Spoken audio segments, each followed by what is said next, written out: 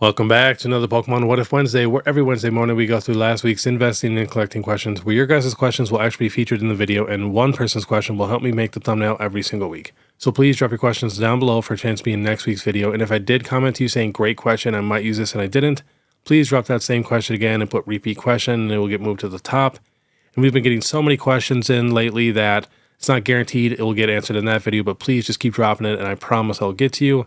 And I'm not saying I'm some guru who just knows everything, but when I'm unsure, I always like to talk it out with a few people. It always helps me make my final decision. But before we get started, we do have to give a big thanks to our video sponsor real quick, and that is Platinum Protectors. If you guys need cases for any type of collectible, Platinum Protectors has got you covered. They have cases for action figures, comic books, die-cast, Funko Pops, trading cards, video games, and they have so many different cases when it comes to trading cards. They got stuff for Lorcana, One Piece. They got all the new booster bundles in, the Ultra Premium collections, even the Celebrations Pokemon Center ETB, which is its own ETB size. Tons of different items. You can even go, wholesale. They got a new items tab and all different price points too. You can get cases that are literally $2 a case if you guys are on a budget, or you can ball out and you can get the super nice acrylic cases with the magnetic top. So definitely check them out. And then if you click my link in the description, you'll get 10% off your first order of $50 or more. So definitely check them out. And I am recording this on Tuesday, waiting for the Phantasmal Flames to drop. So I got to check the Pokemon Center website real quick before I record this video. I also have a card show this weekend if anybody is in Minnesota. It's the biggest card show in Minnesota. It is 550 plus tables, 100,000 square feet, tons of celebrities. It's a 4-day show, Thursday, Friday, Saturday, Sunday. So I'll be there vending and recording. So definitely check that out. All right. First question is at 100 Little Z. I want to buy some Evolving Skies right now, but don't have enough to get a booster box. Is it still good to buy the regular ETBs, or should I try for a PC ETB? Love the videos. Keep up the great work. So it really depends on what you can find clean. I honestly think Evolving Skies ETBs are severely underrated. So here is the regular ETB, not the Umbreon one. Last sold for this one, $350 with a small tear, $376, $360, $375, $400. And then here is the 151 ETB. It's the regular ETB.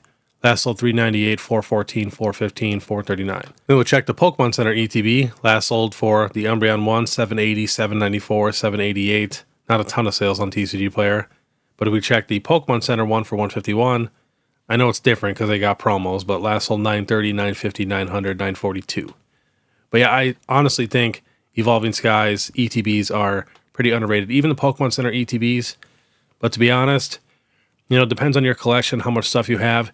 It might be nicer to have, both different versions of the regular ETBs and one Pokemon Center ETB. Again, totally up to you, since, they don't really get promos. But the Pokemon Center ETB is technically a lot rarer, and it also depends on what you can find clean. If you find a super clean Pokemon Center ETB, probably pick that up. If you find a super clean regular ETB, probably pick that up.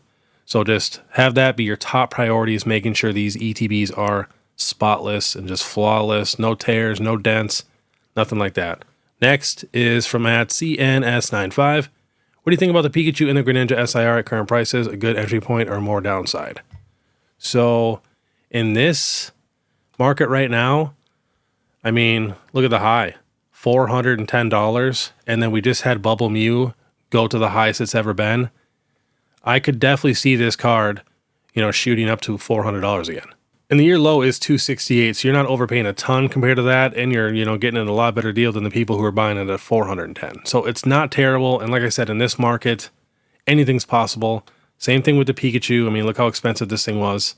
$450, $500 card, went all the way down to $260. Now, I feel like the Pikachu, if we go to the 1 month, starting to come back up. It was literally $255. Now last sold $275, $262, and $247 for lightly played. But I just try to look at the positive. There are people who are buying this card at $460, and now you can get it for $260. So in my opinion, that's not too bad. And I do have a feeling that it's going to go back up in price, because almost every single special illustration is going up in price right now. But there is always the risk that it does go down a little bit more. It's just that this market is so crazy and unpredictable. I don't know. I feel like it's going to be tough for it to go down a ton. And then you don't want to miss out. There's so many people right now that are kicking themselves that they did not buy the Bubble Mew at $260, even though the Bubble Mew is a lot more popular than this Pikachu, in my opinion. Most people like the Bubble Mew. All right, next question is from Matt. Serio 4L UY1WK. King Beard, first of his name, Lord of Advice, and Protector of TCG. 2 questions, if I may. How high could the Mew EX promo go into PSA 10? It's pretty steep now. Is it worth selling now? Also, do you think Rainbow Rares will get their love back? Holding on to a few as I don't want to sell them while they're this cheap. Love the content. All right, let's go check out the Mew. So we're on Pokedata. Looks like it got up to 850 now. Last sold 719, 729. So it looks like it did come down in price a little bit. But the pop on this card is 8,603 in a 10, and 19,908 in a 9, and 5,700 in an 8. So it is somewhat tough to grade. And then if we're talking about selling, it really depends on your situation and if you need the money. In my opinion, if you don't need the money, I'd probably just hold on to it just because it is somewhat tough to grade. And it's such a popular card and beautiful card. And especially now that the Bubble Mew is taken off, the Scarlet and Violet era, is almost the Mew era in my opinion. Just because that Bubble Mew is, more popular than the Umbreon, even though the Umbreon is still worth a little bit more.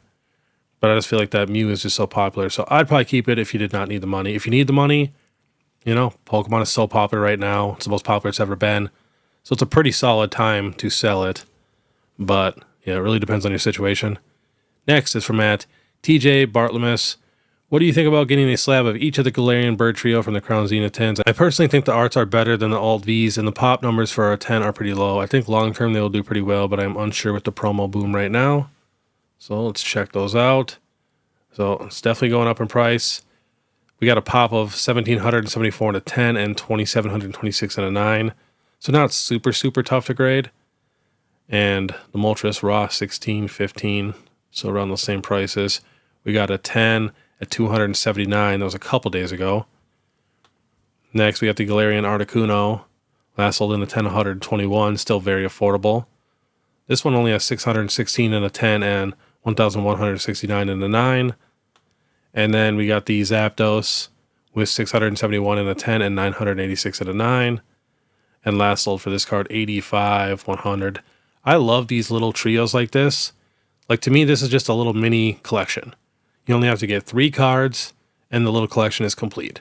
So I love getting stuff like this. And honestly, the Zapdos and the Articuno are still very affordable if you really think about it. And those tins are just going to keep getting more and more expensive. Moltres is, the most expensive it's pretty much ever been. So that's where you're going to be paying for it. Because, we got the promo boom. Not to mention the artist, Shinji Kanda. It's the most popular artist in Pokemon right now. So there's definitely a premium. But I think long term, I feel like this is a somewhat safe pickup. And like I said, those other 2 cards are still pretty affordable. Right, next is from Trevor Snetch. I probably butchered that. Mr. Beard, with the hype around Shinji Kanda and their arts and high prices, do you think that could happen to the Clobbopus from Surging Sparks? USGMEN, that's the artist name, I don't know how to pronounce it, has only one other card, the Bubble Mew. I don't think many people make that connection, and I think there's enough upside there with the cheap price to pick some up. All right, let's check out that card. So we got the Bubble Mew here. If you guys did not know, you guys can literally just click the artist right on TCG Player. And it'll show you all the cards that they've printed. So if you guys want to collect a certain artist, you can go to TCG Player, click on that card, and it shows you everything. So here's the Clobbopus. I could definitely see that same type of art style for sure. Very, very similar. The eyes and stuff. It's just fun, cartoony. But yeah, anything is possible in this hobby, and at $4 a card, I feel like you could probably pick up a couple just in case. You never really know what's going to happen because the Mew, just keeps going up in price. Market price now almost $700. Next is from the Champion EK. Hi Beard, what do you think might be a long-term route for PSA 10s of Vaporeon, Flareon, and Jolteon promos from Sword and Shield Premium Collection boxes? Pop seems pretty low if compared to any chase card from Sword and Shield era. All 6 of these cards are the most interesting to watch for me from Sword and Shield. Thoughts? Let's check them out. So we got the Vaporeon VMAX here. Just going crazy. Now over $1,000 in a PSA 10. Last sold $1,100. That was on the 5th, so a few days ago. And now raw prices are getting over $100 too. It says the pop in a 10 is $3,866. And pop in a 9 is $5,738. I do think these are some of the best arts. And I think these arts are actually better than a lot of the arts from Evolving Skies. Plus, it's Vaporeon, Jolteon, and Flareon. I could see these cards having one more bump. Not sure when. But, we are in a promo boom, just like the last question said. So if, the market actually cools off, A lot of these big PSA 10 cards will come down in price. We've seen it so many different times, and those are the first things to fall, especially the ones with super high pops. So these ones are a little bit safer because it is a relatively low pop. You know, if you are going to invest in any PSA cards at their top prices in the top of the market, it should probably be lower pop cards in my opinion. So, you know, a little safer than some of the other cards, but it could still definitely come down pretty hard if Pokemon truly cools off. That's why I don't really buy a ton of like super expensive PSA 10 cards. I really only buy PSA 10 cards when they're super cheap. Like my favorite price for a PSA 10 card is like $40 to $100. That's my favorite price. Then I'll get quite a few of those. Next is from Bolo PWR. Beardtropolis of Knowledge. Do you think it's better to keep the Costco Prismatic ETB booster bundle together or break it down? Will the whole be worth more than some of its parts one day? Thanks. So that usually only really happens when there is a promo, and there's no promo for that. So, I mean, the regular ETB market price now $107 shipping included, and then we got the booster bundle $57, and the Costco is about $160 shipped. So it's about on the same price. And like I said, no promos, not a big deal. So if you want to take it out of the package, you definitely could. That way you could, split it up and maybe sell the booster bundle and keep the ETB or whatever. But let's say you're not really displaying any of these and you're just stacking them up and you just plan to, sell them all in the future. You could just leave them in the 2-pack just because it's a little bit nicer. But it might be a little bit easier to sell them individually than sell the actual 2-pack. But it really depends on, who's buying it and what they're doing it for. But as long as there's no promos, I usually don't care and I'll just open it up. But if there's promos, it's usually worth a little bit more. All right, next is from G. Pang. Hi, Poke Santa. Sword and Shield has really been popping off lately, but I've noticed the heavy hitters boxes still aren't moving the way they should. You think the heavy hitter box is a great buy right now? Also, with the Bubble Mew growing crazy right now and Paldean Fates being hard to find, do you think it's a good idea to buy into Shiny Treasure? I still see it all over for around 80 on most sites, and I'm tempted to rip some to chase the Bubble Mew. So, the heavy hitters box, there is 2 different kinds. I think there's one with more Fusion Strike in it, and there's one available on TCG Player right now for $175. Again, a lot of times when people order boxes on TCG Player for their sealed collections with no pictures, they usually do come with like a dent or 2. It's almost never perfect, especially if it's the cheapest on TCG Player. But last sold 177, 177, 170. And honestly, you're getting so many packs. You're getting 14 packs, awesome Sword and Shield sets. It's definitely a little undervalued, especially if you compare it to, Blooming Waters or, even the Sea and Sky Premium Collection for Crown Zenith. It's around the same price too. But yeah, if you can find the one with the Evolving Skies, for around this price, it's a solid deal. Even the Fusion Strike one's pretty good. And honestly, it doesn't matter a ton if the box is damaged because these are the type of boxes that are pretty good to break down, and then you can sell them to like some box breaker or something like that in the future. And then your other question was about ripping Shiny Treasure. Anytime you can find a cheap alternative to rip open some packs, you might as well do it, have some fun. I wouldn't go too crazy. Rip a couple, and if you don't get it, maybe just go buy the Japanese one or even the Chinese one. I think the new Chinese Bubble Mew EX is in the same set as that new crazy Gengar. So, that box is pretty expensive also. But that might be a fun try too. All right, next is from Zigrum TFT. Hey, Beard, thoughts on the Nagaba set in the medium long term? Prices are up a lot since last year, and I don't want to FOMO in. Also has rumors of a Charizard art. So here's the Pikachu. Last sold in the 10, 191, 183, 205. So it really hasn't gone up like a crazy amount from last year. It was a $60, $70 card, which in this market right now, stuff was going from $70. That's now like $600, $700, $800. But there is a ton of these in a 10. There's 25,000 in a 10, 4,800 in a 9, and 1,700 in an 8. So that's my only worry. But it is Japanese exclusive. And if we do get the Charizard art, which is rumored, these would definitely go up in price a little bit more. It's just going to spark more interest and people are going to want to collect them. I bought these all when they were, under $100 a piece. But if I didn't have them, I feel like I'd still maybe pick up a set just because they're so unique. And like I said, they're still somewhat affordable. Under $200 for PSA 10. Japanese exclusive isn't crazy. All right, next is from Anxious Z. What do you think about the Eeveelutions from the Chinese exclusive gem set Volume 2? I have the Umbreon in a PSA 10. Do you think I should hold for the long run or sell? So it really depends on if you need the money. If you do not need the money, I'd probably take the gamble and hold on to it a little bit longer just because that is definitely one of the better Chinese exclusives that they've done. Super clean, simple. But yeah, I definitely just hold on to it and see what it does. You never know. It could be a super, super crazy card in the future if Chinese just keeps it up. And honestly, I've been liking, Chinese more than Japanese recently just because I love these exclusives. Next is from @Stephen Moore. What would you rather have at current prices? 1 Evolving Skies booster box, 2,700, or 7 Charizard UPCs, 350 times 7. My thinking is which gets to 5K. So honestly, I could see the Charizard UPC going from 350, to $700 quicker than Evolving Skies getting to $5,000, because that's a ton of money right there.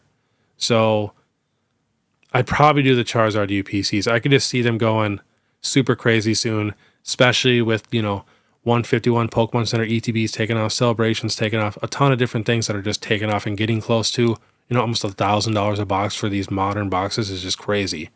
So I could definitely see the Charizard UPC doing that. And then I also like having variety. If you buy that 1 Evolving Skies booster box, when you go to sell it, you got none left. At least with, the Charizard UPCs, you could sell 2 in a couple years, or, you can do whatever you want. You got a lot of options. You could pass down some to your kids. Next is from @Papano. What would you like to see from Pokemon regarding art, sets, maybe new card materials, etc., etc.? Thanks for the video, Master Beard. So I really, really want a fighting Pokemon set again. Like Battle Styles, but a lot better, with a lot more popular Pokemon in there. I really want one where the mascots are Hitmonlee and Hitmonchan. I think that would just be epic. Those are some of my all-time favorite Pokemon. And then, you got Hitmontop and Tyrogue, and you put Machamp in there, Machoke, like the whole line. There's so many awesome fighting Pokemon throughout all the generations, to be honest, that I would just love to see like a really, really good fighting set. And then in the actual set, I want the arts to be like fighting Pokemon, just like the new Lucario card. I really like that card, but I think that would look awesome in a fighting set, especially, Lucario is a fighting Pokemon. Next is from @the Pokemon Hub. Hey, Mr. Beard, I've been watching your channel since the very beginning of the market videos. My question is, what kind of content did you post before that? Thanks. So I used to just buy a ton of lots on eBay because I used to, sell on eBay. And then I would make a video about the lot that I would get, and I would show off all the cards and, tell you what I paid for it, how much I think it's worth and all that. And then usually like give a couple cards away from the lot too, every video. But that's when I originally started out for my long form content. And then from there, I was constantly checking the market on all these cards, like literally every single day. So I just decided to make a video about that. And that's when it took off. There was nobody really doing a weekly market update at all. And now there's a ton of people who do weekly market updates on their channels. The only one who really did that was like Top 10 Pokemon, had his, top 10 Pokemon cards. And then Danny Phantom would do the random, update video where he talks about a certain card or a certain set that's just going crazy. But again, it was just so random. I don't really like the randomness. I like, a schedule. And that's when I started doing the weekly series. And my entire channel now is legitimately all weekly series or monthly series. I got Market Monday, What If Wednesday, Throwback Thursday, Falling Friday, Sleeper Sunday, Slab Sunday. There's just so many different things, and I'm always trying to add new stuff too. So yeah, my content has always been, about prices and, the market and saving money and how to grow your collection as cheap as possible. If you guys are not buying lots on eBay to try to grow your collection, that's the best way possible, because in that way, let's say you buy a big lot, you need half the cards. You get half those cards, you sell the rest of the cards or trade the rest of the cards, and you're getting a bunch of cards basically for free or, for super, super cheap. Almost my entire collection has been from doing that. I have some insane cards that I really did not pay a lot of money for because, I traded or I bought an entire lot, sold every card in the lot for a little more than what I bought it for because I got it for, a good deal because I'm buying a big, massive bulk lot just to keep one card. I've done that many, many times. All right, next is from @PokePullSpot. The Beardzilla, the Bristle Boss, the Beardnado. I have a question. I'm currently collecting on a budget and I have a set price each month to buy. I'm going through the entire Scarlet and Violet era trying to collect all the IRs and SIRs for the cards that I like or I think the art is amazing. I'm trying to collect the PSA 10 or CGC Pristine 10 and a minty raw version for the binder. Do you think it is a waste of money to buy my top cards in Japanese if they are outside my budget in English? For example, I bought a copy of the Pikachu IR from 151. So it really depends on your goal. If you're just collecting for the art and everything like that, and you just want to grow your collection, Japanese is fine. Chinese is also fine. There's even Korean. But if you're worried about like resale value and like having to move the collection in the future, or like maybe your kids get it in the future and they have to sell it, that's one thing a lot of people do not think about is when they have these crazy collections and they don't ever think about resale value and they're like, oh, I'll never sell it. Eventually, your kid might have to sell that. So I always try to think about that. That's why I always try to get, legit collections that are super, super clean, organized to where, like, if I ever pass away, like, my wife already knows exactly how to sell all of my stuff. Because I do plan on passing down pretty much 98% of my entire collection. So, if you're worried about that, then I'd probably just stick to English and stuff just because it's so much easier to sell in the future. Because if your, collection's half English, half Japanese, you're going to find somebody who only wants your English cards and won't pay very much for your Japanese cards. All right, next is from @SteelerLay. Hey Beard, what would you do with the current market for promo cards, specifically PC stamp promos that you have in your collection but are not worth grading? Would you keep them, sell them, or use them in a trade towards sealed items? Keep up the great work. Always look forward to all your videos. So I'm keeping all mine, but, if you don't have a ton of funds available and you could trade them for some good sealed products, you could do that also. As long as you're getting, Pokemon Center ETBs or booster boxes, maybe some collection boxes or like, UPCs or something like that. Just make sure they're really, really clean if you're going to do that.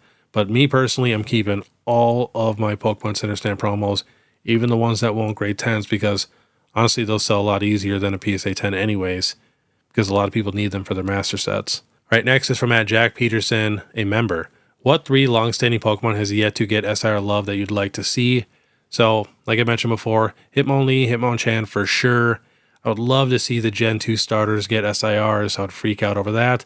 Also, Kyogre would be insane, even though I kind of want an illustration rare just to match the Groudon, but I would not complain about a Kyogre special illustration rare. So those would definitely be my, top. All right, next is from @Apex. Hey Beard, I've been looking into picking up some PSA 10 affordable rainbow rares recently. I feel like people may not like them now, but if hype cycles or nostalgia hits, I feel like they may explode. No one liked Tay teams till way later, and I feel like the same thing could happen with rainbows. I picked up all the rainbow Eeveelutions from Evolving Skies and PSA 10s for $400 total, 80 to 90 each. So those are some of my favorite cards to pick up, is when they're not super popular.